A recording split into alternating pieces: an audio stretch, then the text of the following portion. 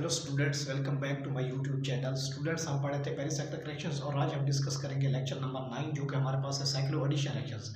Cyclo addition reactions में हम तीन चीज़ों पर फोकस करेंगे। सबसे पहले साइक्लो एडिशन रिएक्शंस की डेफिनेशन क्या है, उसकी टाइप्स क्या है, और third one Diels Alder reaction. Diels Alder reaction पेरिस वेक्टर करेक्शंस का सबसे इंपॉर्टेंट लेक्चर है। तो सबसे पहले हम पढ़ते हैं साइक्लो एडिशन रिएक्शंस क्या होती है, इनकी definition. Those pericyclic reactions in which two unsaturated molecules combine to form a ring, कि जिसमें दो unsaturated compounds अब एक दूसरे के साथ मिलकर एक रिंग बना देते हैं, उस रिएक्शन को बोलते हैं साइक्लो एडिशन रिएक्शन।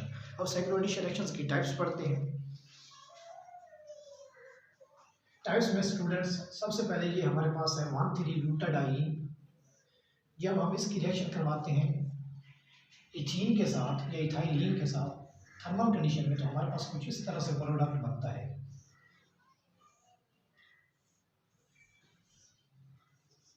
और यहाँ पर एक सिग्मा बॉन्ड आ जाए। तो स्टूडेंट्स ये क्या हुआ, यहाँ पे हमारे पास 4 पाई इलेक्ट्रॉन्स हैं और यहाँ पे हमारे पास 2 पाई इलेक्ट्रॉन्स हैं। तो इसको हम बोल सकते हैं 4 + 2 पाई इलेक्ट्रॉन साइक्लो एडिशन या 4 + 2 साइक्लो एडिशन। यहाँ पे अगर हमारे पास दो यूनिट हैं इथीन की, ठीक है, अगर हम इसकी आपस में करवाते हैं रिएक्शन, तो ये हमारे पास यहाँ आ जाएंगे इलेक्ट्रॉन्स और ये इलेक्ट्रॉन्स यहाँ पर आएंगे, तो कुछ यूं प्रोडक्ट बनेगा, साइक्लोब्यूटेन बन जाएगी। तो इसको बोलेंगे, इस यहाँ पे भी 2 पाई इलेक्ट्रॉन्स है और यहाँ पे भी हमारे पास कितने पाई इलेक्ट्रॉन्स है, 2 पाई इलेक्ट्रॉन्स है। तो ये हमारे पास होगी 2 + 2 साइक्लो एडिशन। और नेक्स्ट हमारे पास एक और एग्जाम्पल है, ये हमारे पास है 1,3-ब्यूटाडाइन की, और इसको सेम 1,3-ब्यूटाडाइन के साथ अगर हम रिएक्ट करवा देते हैं तो हमारे पास जो प्रोडक्ट बनेगा वो कुछ इस तरह से बनेगा। Sorry for that.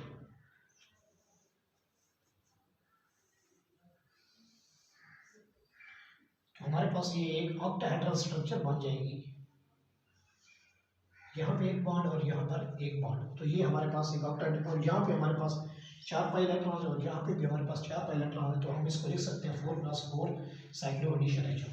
तो स्टूडेंट्स, हमने कहा साइक्लो एडिशन रिएक्शंस क्या होती हैं, ऐसी रिएक्शंस जिनमें दो अनसैचुरेटेड कंपाउंड्स के दो डबली बॉन्डेड कंपाउंड्स आपस में रिएक्ट करते हैं और एक रिंग्स कंपाउंड बनता है, रिंग फॉर्म वाला कंपाउंड बनता है। तो जब दो कंपाउंड रिएक्ट करते हैं, अगर एक के पास 4 है, दूसरे के पास 2 पाई इलेक्ट्रॉन्स है, तो वो हमारे पास होगी 4 + 2 साइक्लो एडिशन रिएक्शन। और अगर दोनों के पास 2-2 है तो वो हमारे पास होगी 2 + 2 साइक्लो एडिशन रिएक्शंस। और दोनों के पास अगर 4-4 है तो वो हमारे पास होगी 4 + 4 साइक्लो एडिशन रिएक्शन। लेकिन अगर आप गौर करें, जो 4 + 2 साइक्लो एडिशन रिएक्शन होती है ये फेवरेबल होती है, थर्मोडायनेमिकली ये फेवरेबल होती है। क्यों? क्योंकि इसमें कुछ एरोमेटिक कैरेक्टर पाया जाता है। जो 2 + 2 होती है या 4 + 4 होती है, ये थर्मोडायनेमिकली फेवरेबल नहीं होती क्योंकि इसमें एंटी एरोमेटिक कैरेक्टर पाया जाता है। तो हम पढ़ेंगे 4 + 2 cyclo addition reaction. 4 + 2 cyclo addition reaction की जो बेस्ट एग्जांपल है वो हमारे पास है डाइल्स-एल्डर रिएक्शन। तो स्टूडेंट, डाइल्स-एल्डर रिएक्शन की डेफिनेशन हम करेंगे कि डाइल्स-एल्डर रिएक्शन क्या होती है।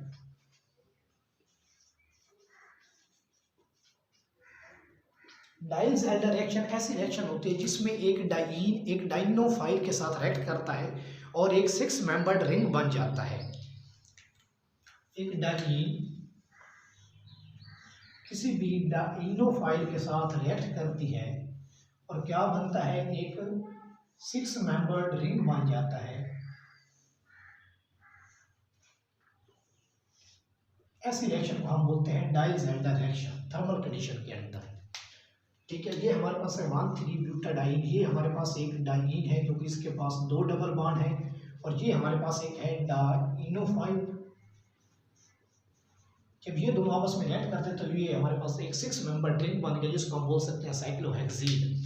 तो स्टूडेंट्स, डाइल्स-एल्डर रिएक्शन की डेफिनेशन के आगे हम पढ़ेंगे कि डाइल्स-एल्डर रिएक्शन में एक 4 पाई सिस्टम है और एक 2 पाई सिस्टम है। तो ये किस चीज़ के एग्जांपल है, 4 + 2 साइक्लो एडिशन की एग्जांपल है। अब डाइल्स-एल्डर रिएक्शन को पढ़ने के लिए हमें 5 इसके मेन पॉइंट्स हैं जो जहन में रखने हैं। जो पहला पॉइंट है वो ये है, डाइल्स-एल्डर रिएक्शन होती है ये हमारे पास हमेशा रिवर्सिबल रिएक्शन होती है। रिवर्सिबल रिएक्शन ऐसी रिएक्शन होती है जिसमें रिएक्टेंट्स प्रोडक्ट्स बनाते हैं और प्रोडक्ट्स दोबारा रिएक्टेंट बना देते हैं। जब प्रोडक्ट्स रेक्टेट बनाएंगे तो इस रिएक्शन को बोलेंगे हम रेट्रोडाइल्स एल्डर रिएक्शन के, रेट्रोडाइल्स एल्डर रिएक्शन। लेकिन इस रिएक्शन को फेवरेबल करने के लिए हमें हाई टेम्परेचर चाहिए होता है। अगर हम चाहते हैं कि रिएक्शन ओनली फॉरवर्ड डायरेक्शन में जाए तो उसके लिए हमें रिएक्टेंट की मिकदार ज़्यादा लेनी होगी, या जो प्रोडक्ट बनेगा या जो अडप्ट बनेगा उसको हम फौरन बाहर निकाल लेंगे। तो पहली बात है डाइल्स एल्डर रिएक्शन हमारे पास रिवर्सिबल रिएक्शन होती है। दूसरी बात जो डाइल्स एल्डर रिएक्शन के लिए इंपॉर्टेंट है वो ये है कि हमने पढ़ा है डाइल्स एल्डर रिएक्शन में दो चीज़ होती है, एक होता है डाइन और एक होता है डाइनोफाइल। डाइल्स एल्डर रिएक्शन के लिए हमें जो डाइन लेनी है वो हमेशा किस फॉर्म में होनी चाहिए, सिस फॉर्म में होनी चाहिए, सिसॉइड फॉर्म में होनी चाहिए। अगर वो ट्रांस फॉर्म में होगी तो डाइल्स एल्डर रिएक्शन प्रोसीड नहीं करेगी। इसीलिए जो डाइन है हमारे पास must be in cisoid form, ठीक है। अगर वो ट्रांसफॉर्म में होगी तो रिएक्शन नहीं होगा। सपोज अगर हमारे पास 1,3-ब्यूटाडाइन ट्रांसफॉर्म में है तो पहले हम उसको क्या करवाएंगे, कार्बन कार्बन सिग्मा बॉन्ड के अक्रॉस उसकी रोटेशन करवाएंगे, उसको सिस फॉर्म में तब्दील करेंगे, फिर उसको डाइनोफाइल के साथ थर्मली रिएक्ट करवाएंगे और एक रिंग फॉर्म वाली स्ट्रक्चर बनाएंगे। तो ये हमारे पास एक डाइन है 1,3-ब्यूटाडाइन, ये हमारे पास क्या है, ये हमारे पास है, सॉरी फॉर दैट, ये हमारे पास है 1,3-ब्यूटाडाइन, ठीक है। ये कार्बन और ये दूसरा कार्बन, तो ये हमारे पास क्या है, ट्रांसफॉर्म में। जब हम इसकी कार्बन कार्बन बॉन्ड के क्रॉस रोटेशन करवाते हैं तो हमारे पास ये क्या बन जाती है, ये सिस फॉर्म में आ जाती है। ये पहले इसकी क्या थी, ट्रांसफॉर्म थी। ट्रांसफॉर्म में डाइन्स रिएक्ट नहीं करती डाइल्स एल्डर रिएक्शन के लिए, इसीलिए हमने यहाँ पे क्या करवाई है, कार्बन कार्बन बॉन्ड रोटेशन करवाई है। जब कार्बन कार्बन बॉन्ड रोटेशन करवाई है तो ये हमारे पास सिस फॉर्म में आ गई है। अब सिस फॉर्म में इसको हम रिएक्ट करवाएंगे किसी भी डाइनोफाइल के साथ। जब डाइनोफाइल के साथ हम इसको रिएक्ट करवाएंगे तो एक ट्रांजिशन स्टेट बनेगी जो कुछ इस तरह से होगी हमारे पास, सॉरी फॉर दैट, यहाँ पर एक बॉन्ड, ये बॉन्ड वैसा रहेगा, ये बॉन्ड इस तरह से हो जाएगा, यहाँ पे हमारे पास क्या आ जाएगा, CN आ जाएगा, और यहाँ पर भी इस तरह से कुछ होगा बॉन्ड। तो उसमें ये जो हमारे पास फाइनल स्ट्रक्चर ऑब्टेन होगी वो कुछ इस तरह से होगी। तो स्टूडेंट्स क्या हुआ है कि हमने पहले जो ट्रांस 1,3-ब्यूटाडाइन को उसको सिस फॉर्म में चेंज किया। तो जो सेकंड पॉइंट है, पहली बात कि रिवर्सिबल रिएक्शन होती है, डाइल्स एल्डर रिएक्शन एक रिवर्सिबल रिएक्शन है। दूसरी बात कि डाइल्स एल्डर रिएक्शन में जो डाइन है वो हमेशा कौन सी फॉर्म होनी चाहिए, सिस फॉर्म होनी चाहिए। अगर वो ट्रांस फॉर्म में होगी तो रिएक्शन प्रोसीड नहीं करेगा। अगर सपोज कोई डाइन हमारे पास दी गई है और ट्रांस फॉर्म है तो उसको हम पहले सिस फॉर्म में चेंज करेंगे। और सिस फॉर्म में भी हर डाइन सिस फॉर्म में चेंज नहीं हो सकती। अगर किसी डाइन के साथ बल्कि ग्रुप्स अटैच हैं और वो ट्रांस फॉर्म में है तो वो सिस फॉर्म में चेंज नहीं होगी। जो मोस्ट सूटेबल डाइन्स हैं और डाइल्स एल्डर रिएक्शन, वो उनके एग्जांपल हम यहाँ पे लिख लेते हैं। वो इस तरह से है, ये हमारे पास है 1,3-ब्यूटाडाइन, यहाँ पर R और यहाँ पर भी R, ठीक है। यहाँ पर OR और यहाँ पर H, ठीक है। यहाँ पर OH और यहाँ पर भी OH, ठीक है। तो ये हमारे पास डाइल्स की कुछ एग्जांपल्स थी।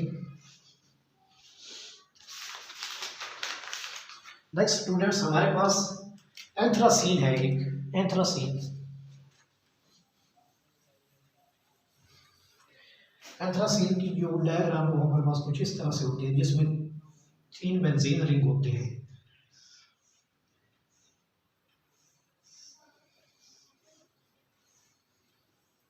एंथ्रासीन हमारे पास डाइन के तौर पर एक्ट कर सकती है, ठीक है। इसमें जब हम इसकी जब डाइल्स एल्डर रिएक्शन करते हैं तो CH2 के साथ इसकी थर्मल कंडीशन में हम रिएक्शन करवाते हैं तो जो प्रोडक्ट हमारे पास बनता है कुछ इस तरह से बनता है कि यहाँ पे 1 2 3 4 5 6 7 8 9 और 10, जो कार्बन नंबर 9 और 10 होता है वहाँ पे क्या होता है, वहाँ पे एडिशन होती है आप एडिशन टेक प्लेस होती है और क्या बनता है, हमारे पास एक रिंग फॉर्म में एक स्ट्रक्चर बन जाती है जो कुछ इस तरह से होती है।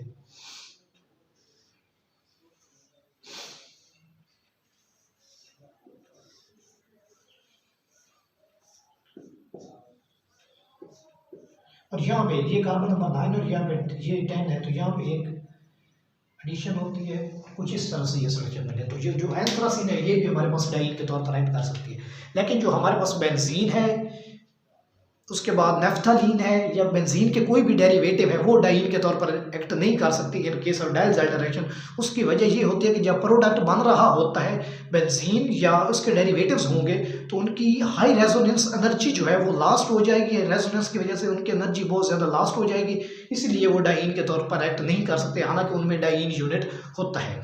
नेक्स्ट हम पढ़ते हैं कि डाइनोफाइल कौन कौन से हो सकते हैं। ये तो हमने पढ़ा है कि जो डाइन है वो हमारे पास सिस्टोइड फॉर्म में होनी चाहिए। तो तीसरी बात है वो हमारे पास ये है कि जो डाइनोफाइल है वो किस तरह के हो सकते हैं।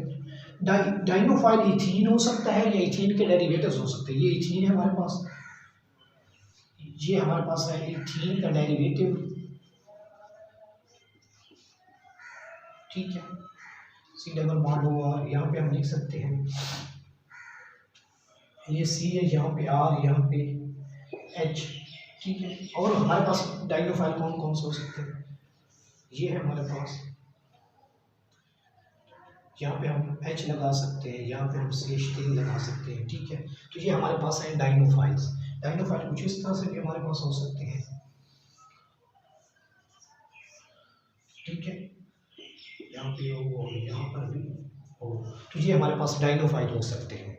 नेक्स्ट स्टूडेंट्स, इसका जो तीसरा पॉइंट है, ये 3 पॉइंट हमने पढ़ लिए हैं डायल्ज़ाइल रिएक्शन की, कि सबसे पहले डायल्ज़ाइल रिएक्शन रिवर्सिबल रिएक्शन हो सकती है, रिएक्टेंट्स प्रोडक्ट बना सकते हैं, दूसरी बात, और प्रोडक्ट्स रिएक्टेंट बना सकते हैं। दूसरी बात हमने पढ़ी कि जो डाइन है उस फॉर्म में होगी, अगर डाइन ट्रांसफॉर्म में होगी तो कोई भी प्रोडक्ट नहीं बनेगा। अगर ट्रांसफॉर्म में है तो उसको पहले हम कार्बन कार्बन बांड के क्रॉस रोटेशन करवाएंगे, अगर रोटेशन पॉसिबल है, बल ग्रुप्स बल की नहीं है, रोटेशन हो जाएगी, रोटेशन के नतीजे में वो सिस फॉर्म में चेंज होगी और सिस फॉर्म के आगे हम उसको दोबारा डाइनोफाइल के साथ ऐड करवा के प्रोडक्ट बना लेंगे। तीसरी बात हमने पढ़ी है डाइनोफाइल, डाइनोफाइल के कुछ एग्जाम्पल्स हमने डिस्कस किए। फोर्थ हम पढ़ते हैं कि जो डायल्ज़ाइल रिएक्शंस होती हैं ये बहुत स्टीरियो स्पेसिफिक होती है। स्टीरियो स्पेसिफिक का मतलब क्या है कि डाइन हो और जो डाइनोफाइल हो ये सेम डायरेक्शन से, डाइनोफाइल डाइन के साथ सेम डायरेक्शन से अटैक करता है प्रोडक्ट बनाने में, इनका प्लेन सेम होता है। फॉर एग्जाम्पल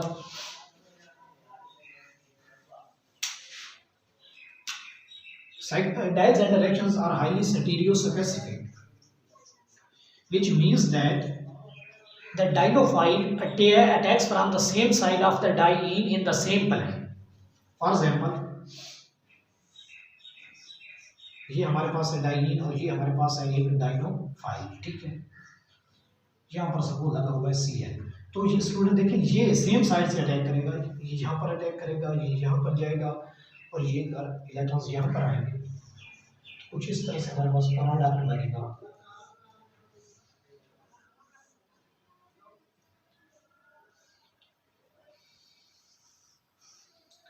ठीक है, तो ये प्रोडक्ट बने और यहाँ पे ये हमारे पास क्या है CN है। तो क्या हुआ है, ये जो डाइन है और जो डाइनोफाइल है वो क्या हो, सेम साइड, उनके जो प्लेन हो वो सेम साइड से एक दूसरे के साथ अटैक करें। एक और एग्जांपल हम पढ़ लेते हैं यहाँ पर इसकी, ये हमारे पास है डाइन है और ये हमारे पास है डाइनोफाइल है, ये हमारे पास C डबल बॉन्ड OH, यहाँ पे भी C डबल बॉन्ड OH और यहाँ पे हमारे पास बॉन्ड है। तो जब हम इसकी रिएक्शन करवाते हैं तो कुछ इस तरह से प्रोडक्ट बनता है हमारे पास, ठीक है, यहाँ पर आ जाएगा और ये C डबल बॉन्ड OH और ये C डबल बॉन्ड OH। तो क्या हुआ कि ये जो साइड है, जो दोनों का जो प्लेन होना चाहिए वो सेम होना चाहिए। यहाँ तक आप नोट कर लें। नेक्स्ट हम इसका फोर्थ पॉइंट पढ़ते हैं। पॉइंट बहुत अहम है क्योंकि इस पॉइंट से बहुत सारे MCQs बन सकते हैं और डायल्ज़ाइल रिएक्शन का रेट भी इसी पॉइंट पे डिपेंड करता है। तो उसमें हम पढ़ते हैं कि जो डाइन है हमारे पास वो हमेशा क्या होनी चाहिए, उसके साथ ऐसे ग्रुप्स हों जो इलेक्ट्रॉन रिलीजिंग ग्रुप्स हो, जो इस डाइन को इलेक्ट्रॉन दें और उसको क्या बना दें, इलेक्ट्रॉन रिच स्पीशीज बना दें। और जो डाइनोफाइल है इसके साथ ऐसे ग्रुप्स हों जो इलेक्ट्रॉन विद डोनेटिंग, जो इलेक्ट्रॉन उससे ले लें। जब इलेक्ट्रॉन उससे ले लेंगे तो क्या होगा, इलेक्ट्रॉन रिच स्पीशीज बना दे उसको। डाइन इलेक्ट्रॉन दे, इलेक्ट्रॉन रिच होगी तो इलेक्ट्रॉन देगी, और जो डाइनोफाइल है वो इलेक्ट्रॉन एक्सेप्टर स्पीशीज होगा। तो हम लिख सकते हैं कि डाइन जो है वो इलेक्ट्रॉन देगी, वे डोनेटिंग स्पीशीज है, इलेक्ट्रॉन डोनेट करती है डाइन, और डाइनोफाइल इलेक्ट्रॉन एक्सेप्टर स्पीशीज होता है। ठीक है, तो अब हम एग्जांपल पर, ये फॉर एग्जांपल ये हमारे पास है, ये एक हमारे पास डाइन है और यहाँ पे इसके साथ कौन से ग्रुप्स लगे हों, इलेक्ट्रॉन रिलीजिंग ग्रुप्स जो इसको इलेक्ट्रॉन दें, और जो डाइनोफाइल है इसके साथ कौन से ग्रुप्स अटैच हों, डाइनोफाइल के साथ हमेशा ऐसे ग्रुप्स अटैच हों जो इलेक्ट्रॉन विद डोनेट करें, इलेक्ट्रॉन विद डोनेटिंग ग्रुप्स। तो जो नतीजे में प्रोडक्ट बनता है वो इस तरह से बनता है,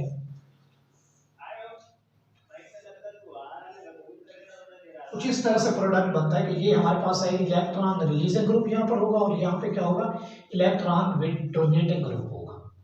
तो उसमें हमने पढ़ा है कि जो डाइन है हमारे पास वो इलेक्ट्रॉन डोनेट करे, इलेक्ट्रॉन रिच स्पीशीज हो, और उस पर ग्रुप्स कौन से हो जो उसको इलेक्ट्रॉन दें, और जो डाइनोफाइल है वो हमारे पास क्या हो, इलेक्ट्रॉन विद डोनेटिंग स्पीशीज जो इलेक्ट्रॉन ले ले किससे, डाइन से, और इसको डाइनोफाइल को इलेक्ट्रॉन पुअर स्पीशीज बना दे।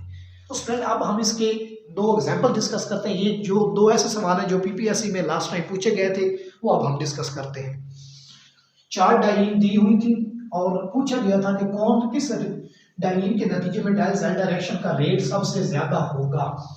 तो रेट के लिए आपको पता है कि डाइन इलेक्ट्रॉन रिच स्पीशीज होनी चाहिए, उसके पास ऐसे ग्रुप होने चाहिए जो उसको इलेक्ट्रॉन रिच बना दे, और जो डाइनोफाइल उसके पास ऐसे ग्रुप होने चाहिए जो उसको इलेक्ट्रॉन पुअर बना दे। जितनी डाइन के पास इलेक्ट्रॉन ज्यादा होंगे उतना रिएक्शन का रेट ज्यादा होगा, और जितने डाइनोफाइल के पास इलेक्ट्रॉन कम होंगे उतना रिएक्शन का रेट ज्यादा होगा। तो हम एक एग्जांपल डिस्कस करते हैं। हमारे पास ये क्वेश्चन पीपीएससी में भी आया था। ये हमारे पास 4 डाइन दी हुई थी। पहली डाइन कुछ इस तरह से थी, इसको ए रखा हुआ है। ये हमारे पास नेक्स्ट डाइन है,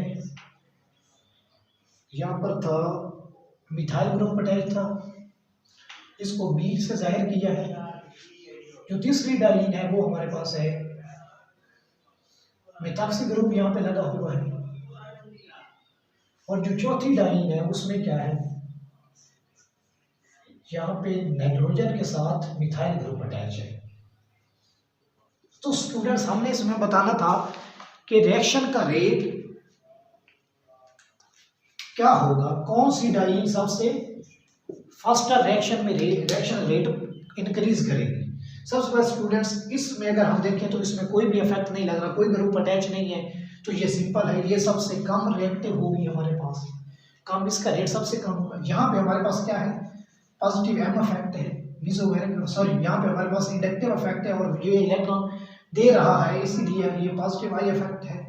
यहाँ पे हमारे पास क्या है, मिथॉक्सी ग्रुप है, ये इलेक्ट्रॉन देता है, लेकिन ऑक्सीजन की वजह से ऑक्सीजन इलेक्ट्रोनेगेटिव है, और हमें पता है जब इलेक्ट्रोनेगेटिव ग्रुप अटैच हो डबल बॉन्ड के साथ तो वो इलेक्ट्रॉन विड्रॉ करता है, तो यहाँ पे नेगेटिव आई इफेक्ट है। और यहाँ पर हमारे पास मिथॉक्सी ग्रुप है, मिथाइल ग्रुप की वजह से पॉजिटिव एम इफेक्ट होगा, ये इलेक्ट्रॉन डोनेट करता है, लेकिन नाइट्रोजन की वजह से नाइट्रोजन इलेक्ट्रोनेगेटिव है कार्बन की निस्बत, तो वो इलेक्ट्रॉन खींचेगा, इसलिए यहाँ पे क्या है हमारे पास नेगेटिव आई इफेक्ट है।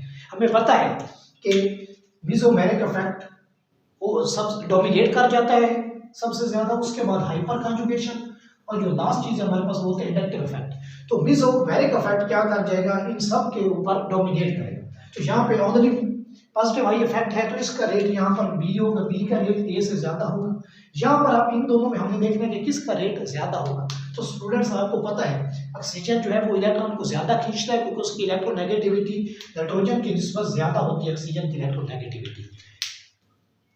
तो क्या होगा कि इसका रेट कम होगा, और जो डी है इसका रेट सबसे ज्यादा होगा। वजह क्या है, अब हम इसको दोबारा एक्सप्लेन करते हैं। जो स्टूडेंट्स डी है हमारे पास, इसमें पॉजिटिव एम है और सी में भी पॉजिटिव एम है, दोनों इलेक्ट्रॉन दे रही है, लेकिन दोनों में माइनस आई भी है, दोनों इलेक्ट्रॉन कुछ ना कुछ विड्रॉ भी कर रहे हैं, लेकिन ऑक्सीजन ज्यादा इलेक्ट्रोनेगेटिव होने की वजह से इसका माइनस आई ज्यादा होगा, इसलिए इसका रेट कम हो जाता है, लेकिन नाइट्रोजन थोड़ा इलेक्ट्रोनेगेटिव इसलिए कम खींचेगा और पॉजिटिव एम तो दोनों का सेम है, तो इसलिए ये ज़्यादा इसका रेट हो जाएगा। तो ये रिएक्शन का रेट कुछ इस तरह से होगा, D greater than C greater than D and B greater than A. A का सबसे कम क्यों है? क्योंकि इसके साथ कोई ग्रुप नहीं है। तो ये एक क्वेश्चन आया हुआ था, आप इसका स्क्रीनशॉट ले लें। अब दूसरा क्वेश्चन हम करते हैं।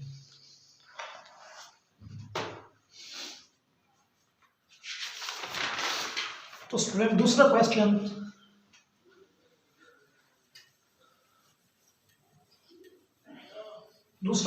कुछ इस तरह से था। ये पहला हमारे पास ये भी 4 कंपाउंड दिए हुए थे और इनमें देखना था कि कौन सी डाइन के नतीजे में रेट फास्टर होगा। हमें पता है वो डाइन जो सिस फॉर्म में हो और जिसके साथ इलेक्ट्रॉन रिलीजिंग ग्रुप हो, जो उसको इलेक्ट्रॉन रिसेप्शन बना दे, उसके नतीजे में रेट ज्यादा होगा। तो ये हमारे पास पहला कंपाउंड है, ठीक है। यहाँ पे H है और यहाँ पर भी H है, यहाँ पर H है और यहाँ पर भी H है, इधर भी H है और इधर भी H। ये एक थी हमारे पास, ये A है, ये हमारे पास है B। यहाँ पर मिथाइल ग्रुप लगा हुआ है और यहाँ पे H है, यहाँ पर भी H है और यहाँ पर भी H है, ठीक है। H और H, ये हमारे पास B है, ठीक। नेक्स्ट ये जहाँ हमारे पास C है, हम इधर लिख लेते हैं। स्टूडेंट्स ये PDF नोट्स जो है मैं ये अपलोड कर दूंगा last lecture of pericyclic reactions में, आपने वहां से जाकर PDF नोट्स डाउनलोड कर लेने पूरे चैप्टर के। और एक बात याद रखिएगा कि ये जो पेरिसाइक्लिक रिएक्शन है ये किसी एक टीचर के लेक्चर आपने सुनने, क्योंकि पेरिसाइक्लिक रिएक्शंस हर टीचर ने अलग वे से पढ़ाया है। अगर आप दोनों को मिक्स करेंगे तो फिर आपको पेरिसाइक्लिक रिएक्शन समझ नहीं आएगा। अगर आप यहाँ से पढ़ रहे हैं तो उसके सारे लेक्चर इधर से पढ़ें, और अगर आप किसी और टीचर के पढ़ रहे हैं तो फिर वहां से पढ़ें।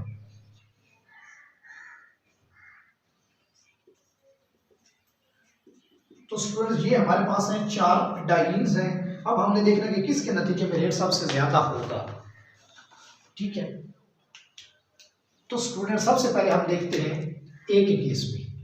ए के केस में क्या होगा स्टूडेंट्स, इसमें कोई भी अदर ग्रुप अटैच नहीं है, ये सिस फॉर्म में है और इसमें कोई भी अदर ग्रुप नहीं है।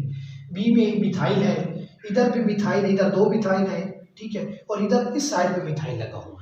तो सबसे पहले देखते हैं कि रेट किस केस में ज्यादा होगा।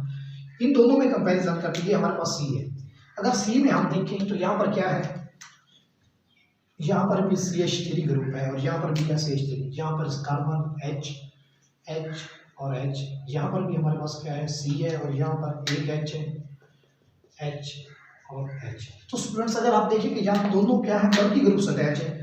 दोनों बल्कि ग्रुप्स के अटैच होने की वजह से ये इसको क्या करेंगे, एक दूसरे को पुश करेंगे, रिपल्शन होगी। जब रिपल्शन होगी तो इसको इस फॉर्मेट में चेंज करके इसको ट्रांसफॉर्म में चेंज कर देंगे और कुछ इसकी शक्ल इस तरह से बन जाएगी। ये CH3 है और जब इसको ये इधर धकेल देगा तो ये बॉन्ड इधर आ जाए और यहाँ पे क्या आ जाएगा CH3। तो ये क्या होगा, ये ट्रांस में चेंज हो गया। ये ट्रांस में चेंज होने की वजह से हमें पता है जो ट्रांस डाइन होते हैं वो सबसे कम रिएक्शन, उसका रेट सबसे कम होता है। तो हम लिख सकते हैं कि C का रेट सबसे कम होगा, ठीक है। नेक्स्ट हम डिस्कस करते हैं कि सबसे ज्यादा रेट किसका होगा। अगर हम इसको गौर से देखें तो इसके दोनों साइड, इधर साइड इस वाली साइड पे क्या लगे हुए हैं, बल्कि ग्रुप्स लगे हैं। इसको हम लिख सकते हैं H और H। जब ये इसको एक दूसरे को रिपेल करेंगे, जब इधर साइड से अगर ये रिपेल कर रहे हैं तो इसको क्या बना रहे हैं, ये ट्रांस बना रहे हैं। और अगर ये बैक साइड से एक दूसरे को रिपेल करेंगे, जब रिपल्शन होगी तो ये एक दूसरे, देखिए इसके साथ पीछे 2 ग्रुप्स हैं, क्या है, पीछे 2 ग्रुप्स हैं। जब ये एक दूसरे को धकेले, एक दूसरे को ऐसे धक्का लगाएंगे तो ये इस तरह से होगा और इसका जो सिस कैरेक्टर है वो बिल्कुल इंक्रीज हो जाएगा। इंक्रीज होने की वजह से जो बी है वो सबसे ज्यादा रिएक्टिव हो जाएगा। अब हमने देखना है सबसे ज्यादा रिएक्टिव हो जाएगा और रिएक्शन का रेट सबसे बढ़ जाएगा, सबसे ज्यादा बढ़ जाएगा। अब ए और बी में डिस्कस करना हमने। बी में क्या है, मिथाइल ग्रुप है, मिथाइल इलेक्ट्रॉन देता है, इसीलिए बी जो है ए से ज्यादा रिएक्टिव है और ए में कोई ग्रुप नहीं, इसलिए यहाँ पर ए लिख देते। तो हम लिख सकते हैं D greater than B greater than A greater than C. तो इसमें क्या कंसेप्ट अप्लाई किया, इसमें हमने ये देखा कि ए में दोनों फ्रंट वाली साइड पे क्या है, हमारे पास मिथाइल ग्रुप है। ये मिथाइल ग्रुप एक दूसरे के साथ बल्कि ग्रुप है, सटीलिक हाइड्रस होते हैं, दूसरे को रिपेल करते हैं। जब ये रिपेल करता है तो ये किस फॉर्म में चेंज हो जाता है, ट्रांस फॉर्म में चेंज हो जाता है। इसको हमने देखा है कि इसकी बैक साइड पे जो डी है, इसकी बैक साइड पे क्या है, दो बल्कि ग्रुप्स अटैच है। उन बल्कि ग्रुप्स के अटैचमेंट की वजह से वो और उसका सिस कैरेक्टर बढ़ जाता है, जिसकी वजह से डी ज्यादा रिएक्टिव हो जाता है। ए और बी में क्या है, ए और बी में ए के पास कोई ग्रुप नहीं है, इसीलिए ये कम रिएक्टिव है बी से। और जो बी है इसमें क्या है कि इसमें मिथाइल ग्रुप है, वो इनक्रीज कर रहा है, उसका जो इलेक्ट्रॉन रिच स्पीशीज को बना रहा है वो इलेक्ट्रॉन उसको दे देता है। इलेक्ट्रॉन रिलीज ग्रुप है, डाई को इलेक्ट्रॉन देगा तो उसका रेट बढ़ जाएगा। तो स्टूडेंट्स हमने ये पढ़ा है, हमने नतीजा ये निकाला है कि डाईन, ऐसी डाईन जो सिस फॉर्म में हो और जिसके साथ क्या हो, इलेक्ट्रॉन रिलीजिंग ग्रुप से अटैच हो, वो बेस्ट डाईन होगी और रिएक्शन का रेट सबसे ज्यादा होगा। और डाइनोफाइल जो इलेक्ट्रॉन पुअर स्पीशी होगी, जिसके पास इलेक्ट्रॉन सबसे कम होंगे और इलेक्ट्रॉन वेट डोनेटिंग ग्रुप उसके साथ लगे होंगे जो इलेक्ट्रॉन खींच लेगी। तो ये था स्टूडेंट्स हमारे डाइज़ाइडर रिएक्शन। डाइज़ाइडर रिएक्शन के लिए आपने कुछ, इसमें हमने 5 कैरेक्टरिस्टिक पढ़ी। डाइज़ाइडर रिएक्शन के लिए हमने 5 की पॉइंट्स पढ़े हैं, ठीक है। पहला की पॉइंट हमने ये पढ़ा कि डाइज़ाइडर रिएक्शन रिवर्सिबल रिएक्शन होती है, इसलिए हम इनको रेट्रो रिवर्सिबल या रेट्रो डाइज़ाइडर रिएक्शन भी बोल सकते हैं। दूसरी बात हमने ये पढ़ी कि जो डाईन है वो सिस फॉर्म में होनी चाहिए। तीसरी बात हमने ये पढ़ी है कि जो ये स्टीरियो स्पेसिफिक होती हैं। स्टीरियो स्पेसिफिक का मतलब ये कि दोनों सेम प्लेन से अटैक करने चाहिए, डाईन और डाइनोफाइल सेम प्लेन में होने चाहिए। चौथी बात हमने ये पढ़ी है कि जो डाईन है वो इलेक्ट्रॉन रिच स्पीशी होनी चाहिए और जो डाइनोफाइल है वो इलेक्ट्रॉन पुअर स्पीशी होनी चाहिए। रिएक्शन का रेट कब बढ़ेगा, रिएक्शन का रेट उस वक्त बढ़ेगा जब डाइनोफाइल इलेक्ट्रॉन रिच हो, उसके पास इलेक्ट्रॉन वेट डोनेटिंग ग्रुप्स उसके साथ अटैच हो, तो उसको पुअर बना देंगे वो। और जो डाईन इलेक्ट्रॉन रिच हो, उसके साथ इलेक्ट्रॉन रिलीजिंग ग्रुप्स हो, और डाइनोफाइल के साथ इलेक्ट्रॉन वेट डोनेटिंग ग्रुप्स हो जो उसको इलेक्ट्रॉन पुअर से बना दे। इसकी एक कैरेक्टरिस्टिक रहती है, वो हम पढ़ते हैं कि कौन सी कैरेक्टरिस्टिक डाइज़ाइडर रिएक्शन की रहती है। डाइज़ाइडर रिएक्शन की एक कैरेक्टरिस्टिक ये है कि डाइज़ाइडर रिएक्शन 4n+2 जो है ये थर्मली कंडीशन में अक्कर होती है, फोटोकेमिकल कंडीशन में अक्कर नहीं होती।